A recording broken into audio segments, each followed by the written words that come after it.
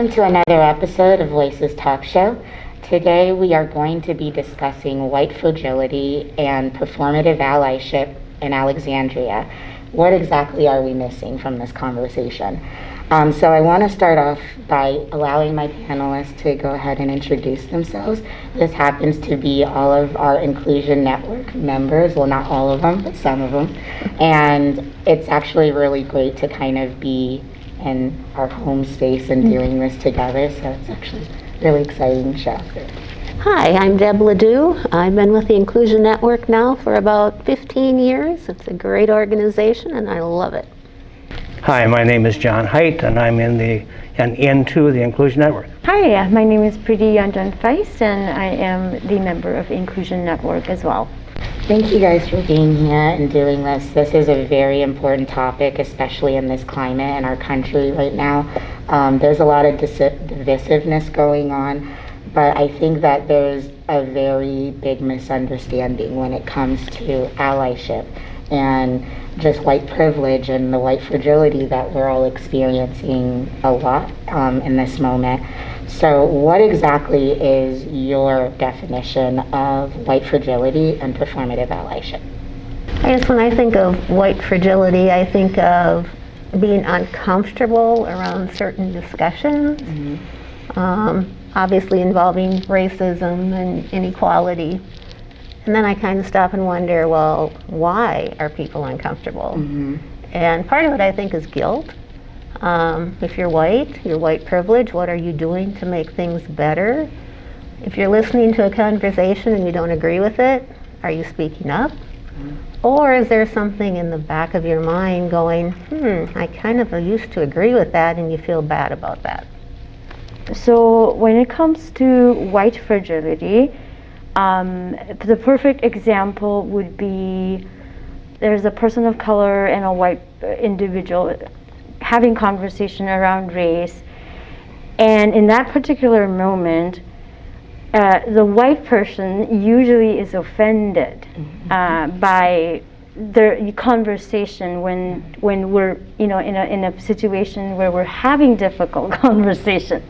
So then this person gets offended, and then instead of acknowledging that, there is a push. Either they're crying, and then this person of color feels really bad about it for starting. That to me is a perfect example of a very basic white fragility, where we're layering up with our own issues and not recognizing the hidden truth within that conversation.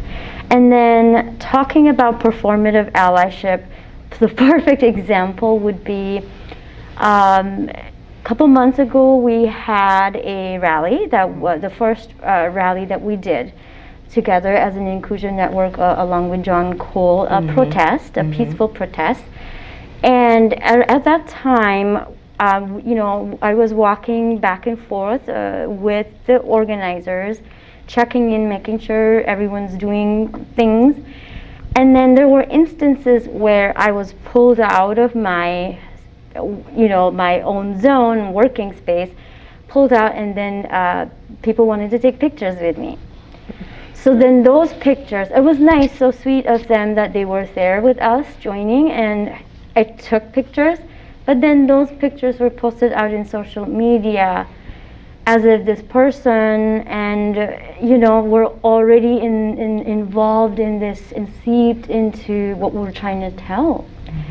So the message gets lost, and that's, I think, performative allyship if we look at the examples of what happens. And that is one of the things I think we really struggle with as a community. A lot of times it's more important for somebody to have their name on something than it is to actually be helping someone. And I feel like you have the resources, if you have the finances or whatever it is to help someone, do that. Do that and find out what can I do to make someone else's quality of life or experience here in this community a little smoother, a little bit more welcoming. And that, I think, is the very beginning of actually doing something that influences change? To me, white fragility supports the status quo. You know, in the 12-step program, we say, if nothing changes, nothing changes. Because of our own inability to really see, to listen, to know what's going on, then things continue the way they are in their merry path, and that's why where we are. We have, you know, hundreds of years of oppression. Personally, I think, you know, white fragility is so damaging to BIPOC communities because it almost heightens the internalized oppression that we already have. So when we're already dealing with the issues of insecurities around us, being a BIPOC, and then on top of that, when someone bawls in front of you or gets really angry at you, there's nothing else beside hiding in our own oppression, you know, and to feel like, oh, I am the victim here. This is how it's going to work. And so that just defeats the work that we've been doing, and it just pushes the momentum that we're working so hard for. So can it make you almost feel guilty, like you've done something Oh, wrong? absolutely. If I feel bad, when it should be totally the other way around. I'm the one that should be feeling bad about the situation. Yeah, and you know, we've had this conversation with a lot of BIPOCs, and they'll keep telling you, the moment we start having conversation with white folks that have issues, you know, fragility issues, the internalized oppression kicks in, and we go, oh my gosh, why did I even start? And a lot of us say that, you know, and that happens, and there's shame, and I'm like, oh, forget it, and then it just defeats the purpose, and then next time on, you don't want to talk about it. If you're the one telling everyone that you're an ally, my first question is, who are your non-white friends? Who told you that you're an ally? Because a lot of times people feel like, oh, I give back, I do this, I have a lot of community service, I have resources in the community, and they think that they can't possibly be doing something wrong, or they can't possibly be hurting, you know, people of color. But you are if you're not including them. You are if you don't even acknowledge, notice, think of them. And so I think it is important for us to talk about what is true allyship, what is something that you can do in this community to actually start that process.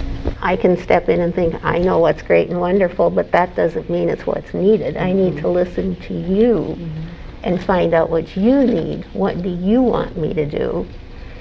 And also, if I choose to ignore what's going on and not using my white privilege for the good,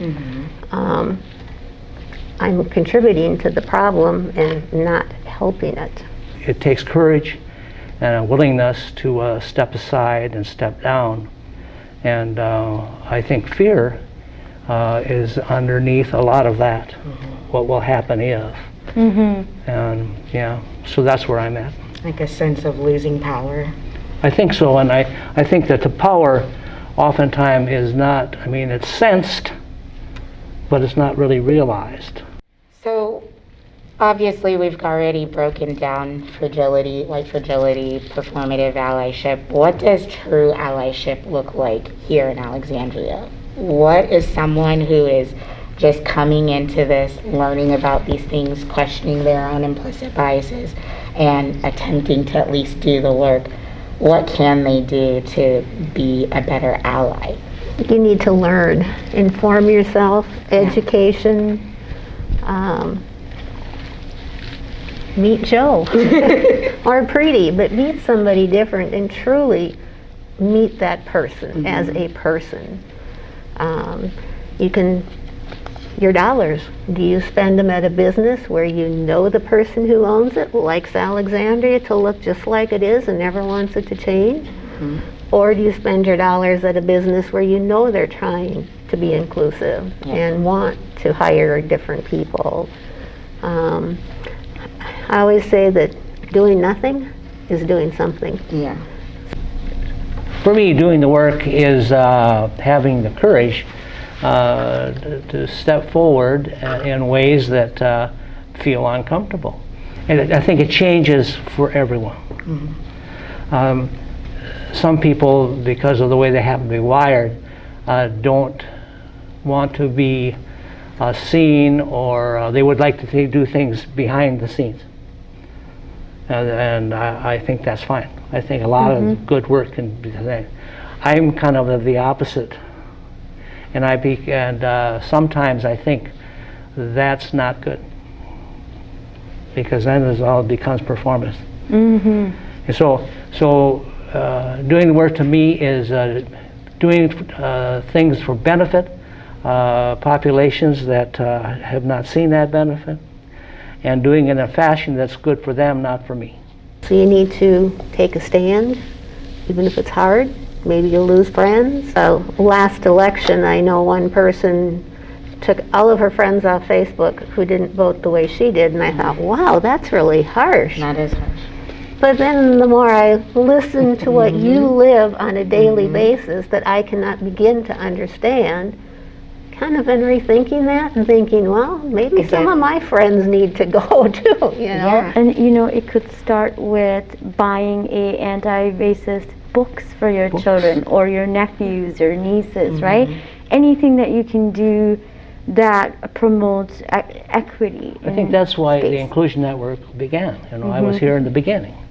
And so to make Alexandria a more welcoming place. And so we've done things, you know, we've brought speakers in, we've had plays, drama, we did different kinds of issues to try to get people involved. Not easy, bunch of white people trying to do whatever, you know. I always think about me and Preeti and the things that we've accomplished educationally. We are very educated women with college degrees. Homegirl here has 2 masters and 2 bachelors, and I'm like, why are you not an executive somewhere or taking over the world? But in this community, she's been here for what, a decade? No, 5 years. Probably, yeah, but Seems still, like it. Seems like Seems it. like a seems decade. like it in Alexandria time. However, like, she has been here for a while, and she's still doing jobs that I consider beneath her. She's still doing admin jobs and things like that. Why is that? Is And it how because many she isn't people- asking for the jobs? No. It's because we're not recognizing it. I think we're more comfortable giving the 19-year-old white girl who just graduated from college an executive position in our company than we are comfortable giving the South Asian Nepali There's your woman nepotism. who sees something differently, who has a different culture and grew up in a different way, giving them the same opportunity. And that's what we have to question. Those are the things we have to actually think about.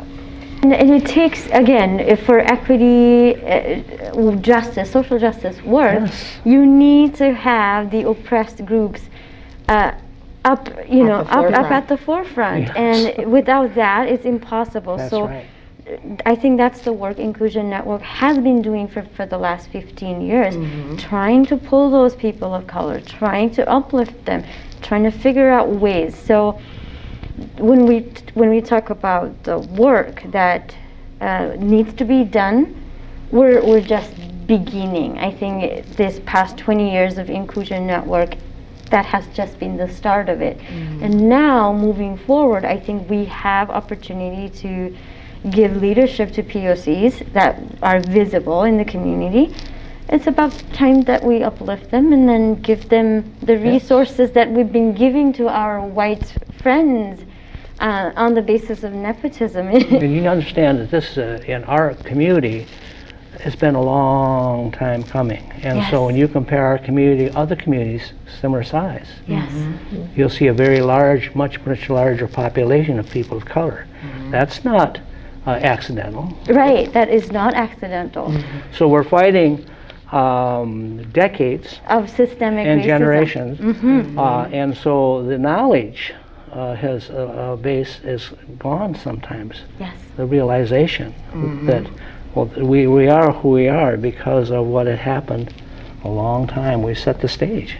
Today, at the Wake Up, you know, the Douglas Historical Society, they were talking about the history, and she talked about the first black farmer in Alexandria, and so now my curiosity is to learn more about this person. And so that's the journey I think anyone can take from anywhere if we intentionally put that idea of finding equity.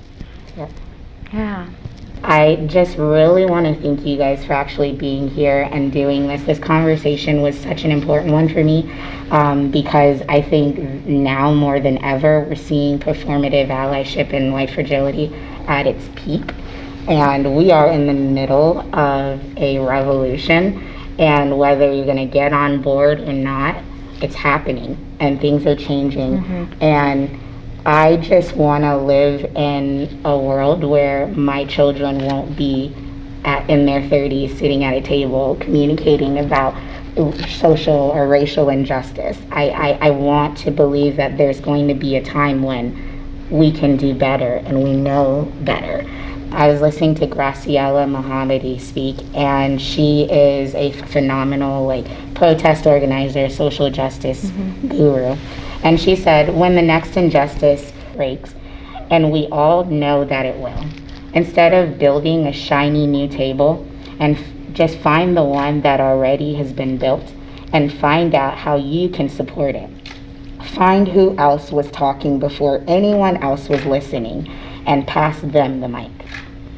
And that's what you got to do, Alec. And I'm just proud to have this platform to speak about these things, to give my community a voice. And I'm just really grateful that I had the Inclusion Network to help me foster that, to help me find home and feel human again. If I didn't meet the Inclusion Network 2 years ago, I wouldn't be sitting in this position, and that means everything to me. So whether you are white or a person of color in this community, just like I was able to find a home at the Inclusion Network, you can do that too. Especially for my people of color out there who are living in this community. It took me 4 years, y'all, to meet another Black person in this community. So I know, and I see the pain. I see that look in our eyes when I see them across from the Walmart or in line somewhere. I know what that feels like, to feel so lonely. And I can tell you, while it might not look like that in a 97, 98% white community, but there are doers here, and we're that. The Inclusion Network has the ability to give you a voice, has the ability to give you community that is welcoming and inclusive, and you're going to grow from there. So go ahead and join our little fun family here.